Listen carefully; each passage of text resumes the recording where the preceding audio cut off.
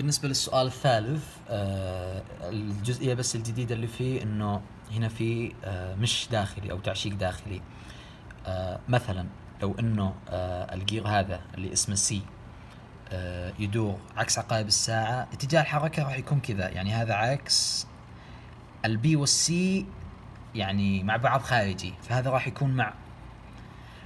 وعندنا الجير A مع الجير B اتجاه يعني تعشيقهم او المش حقهم داخلي، فهذا راح يدور مع البي اللي هو عكس عقارب الساعة. معناته الحركة عندها راح تجي كذا بالشكل هذا، يعني اذا بدت كذا راح تلف تدور تطلع من هنا.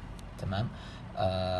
فهذا الجزئية الموجودة بالنسبة للشيت الثالث، وباقي الحاجات نفسها، يعني ما في جزئية جديدة او حاجة جديدة غير اللي قبل. السؤال اللي بعده، هنا عندنا الجير سي والجير بي راح نعاملهم كأنهم جير واحد، يعني هنا نقدر نقول انه الان سي تساوي الان بي.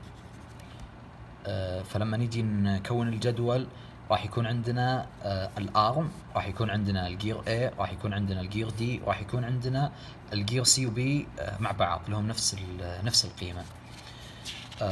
الجزئية أو السؤال الأخير بالشيت، السؤال هذا أو قبل الأخير عفوا، هنا في طبعا نقطة أو شغلة أنه أنت لا تخلي الرسمة تفجعك، خذها على حبة حبة، يعني امش خطوة خطوة، لأنه مرات يمكن واحد يشوف شكل الرسمة فتتلخبط أفكاره ويحوس بالحل، فأنت خذها على حبة حبة. هنا من الرسمة الإي مع الأي داخلي والإف مع البي خارجي.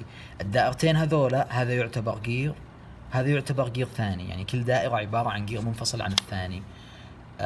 ما نقدر هنا نعامل الإف والإي نقول أنهم جير واحد ولهم نفس السرعة زي ما كنا نقول هنا، مع أنهم موجودين على نفس الذراع، لأن هنا السي والبي يعني كلهم تعشيقهم مع الجير بي، أما هنا الإف معشق مع جير والإي معشق مع جير ثاني، فكل واحد منهم راح تكون له سرعة مختلفة عن الثانية.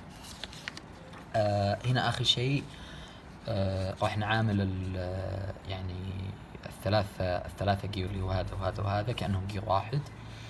هنا في خطين أو دائرتين هم عبارة عن جير واحد، يعني هو مجرد أن خط، يعني ما يأثر عندنا بالحل، هذا كأنه جير واحد اللي هو جير دي. يعني هنا عندنا أول شيء الأرم اللي هي A، عندنا C، وعندنا الجير B، وعندنا الجير D. بس على الطاري يعني يمكن قلت بالبداية انه النوع هذا من الجير يسمونه إبيسايكليك او يسمونه بلنتي او كوكبي. السبب هذا يعني سبب التسمية انهم يعني تدور حول بعض زي الكواكب، يعني هذا مثلا يسمونه صن شمس، وهذا يسمونه بلانت بعض الاماكن. فهذا بالنسبة للشيء الثالث.